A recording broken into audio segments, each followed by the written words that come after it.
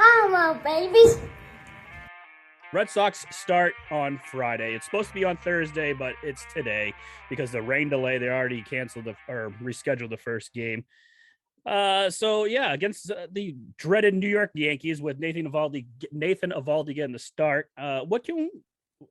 Hold on, let me read this again. What's the biggest hole in this team? Sorry, Bill. Bill, I'm sorry. Don't get bad. What's the biggest hole in this team? Starting pitching. Yeah, Nick Pivetta is not a number two. I mean, if you look at your pitching staff 1 through 5, I believe it goes Evaldi, Pivetta, yeah. Tanner Houck, Michael Walker, Rich Hill. Does that sound like a playoff rotation? Absolutely fucking not.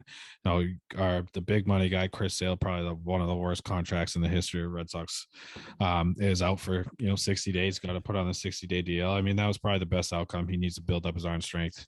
You got another guy, Tyler Danish, up on the roster. But yeah, that's your biggest hole. I don't like Michael Walker as much as Rich Hill. I mean, he's 42 years old, pitched 31 starts last year. That was his most in probably 5 years, I think. And yeah, he just doesn't fear anyone. This is a tough, Well, also this is starting pitching.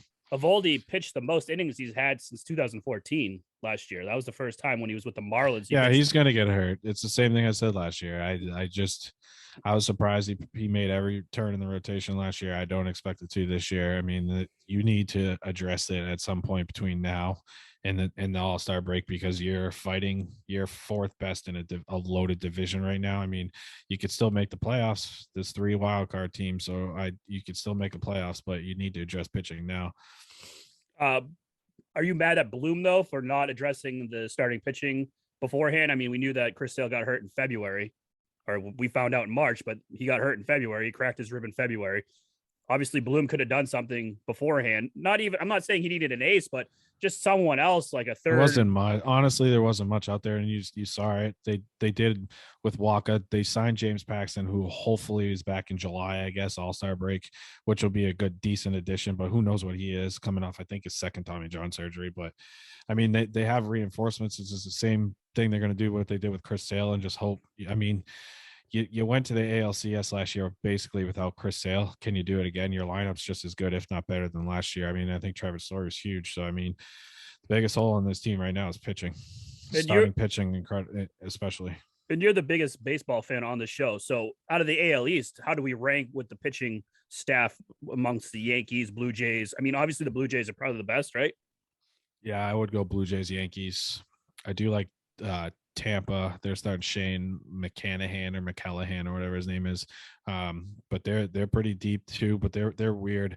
I mean, as a whole, I mean, yeah, Yankees. They have question marks too. Luis Severino, Jermaine, Jameson Talon still there, but yeah, Toronto's scary. They're scary. Jose Barrios is starting for them. I mean, they're the best team in the division. By far, even on paper, the batting order, the pitching lineup, it's just they have the best. They're the best lineup outside of the Dodgers. They're the best lineup in AL and then the NL. And they have the best home field advantage because if you're not vaccinated, you can't play up there. So that's another big thing too. And you're finding out a lot of star players on teams. Like I believe they're saying Aaron Judge isn't vaccinated. There was another big name out of the Yankees that wasn't vaccinated. So that's a big thing right there. If you're not vaccinated, you can't go fucking play. No, Trevor Story didn't. He just got vaxxed. Yeah, they didn't sign him for 3 days after it was announced because he wanted to make sure he got vaxxed, and then Bogarts is vaxxed. I mean, your 2 best players or 2 of your better players. So yeah, that's the thing though. I mean, what happens late? I don't know, like when the COVID starts to die down in the summertime, like it always does. Are they going to make little things for people to go up there? Like if you're on. I mean, we live in Boston, and they did it. And same thing with New York. New York, Kyrie Irving, for example, gets to play now, and the Yankees and the Mets, they all get to play. So, I mean, obviously it's Canada, so everything's going to be different. It's not like the United States, but they're taking this a lot. Yeah, you know what I think about Canada? A bunch of pussy assholes. Fuck Canada. Is that because you can't go there, or is that just because you? No, they're a bunch of pussies. They're the asshole. They're the assholes to Mexico's balls. That's what it is. I got you. So let's do something positive here. Who will be your MVP this season? Rafael Devers, probably. Yeah, I think he's your best player. Actually, I'll say him or Trevor Story, honestly, on offense. Pick one or the other. Devers, he's your best player. He's the borderline top 10. I'd probably, maybe 12 to 15 range as a player in the MLB. It's Devers hands down. I'm gonna go Xander just because you took Devers. I'm just thinking because he's gonna want to play for a big paycheck. So I'm gonna go Xander there. I think he's gonna play out of his mind for until July, and then he usually struggles July and early August, and then comes back to life. But I think he's gonna do a prove it kind of thing, like show me the fucking money. This I am the best shortstop in the game, and he's gonna prove it to everyone this year. That's Don't what I sleep think. on Trevor Story either. The more I think of it, the more I like him batting in a sixth. I know I wanted him first, the second you wanted me to say whole, but Irene's not here, so I can't say that. So it's going to give him a shit ton of more RBIs now, and it balances that order because your 7, 8, 9 guys are terrible. Yeah. So I mean, him sitting there, I mean, you're 1 through 5, you're pretty stacked. You're not Dodgers or even Yankees or fucking Toronto good, but you're still. You're probably the 6th or 7th best offense in all of baseball, I would say. Oh, absolutely. I totally agree. But the only thing that scares me with Trevor Story is what you brought up when they did the away from Colorado when he was playing for the Rockies. I kind of want to see what he does here in Fenway. I want to see how Fenway is just. I know the altitude. I know what you're gonna say. No, I know that. I mean, I'm just saying, just the split. When he was on the road with the Rockies, it just his batting average drop, everything dropped. So I just want to see how he takes. Fenway, how the media treats him. This is a whole new beast going from the Colorado Rockies to the Boston Red Sox. I mean, the media here, you see how David Price couldn't handle it. He had to fucking go. I mean, how is Story going to do it when he starts to struggle on the road or even at home?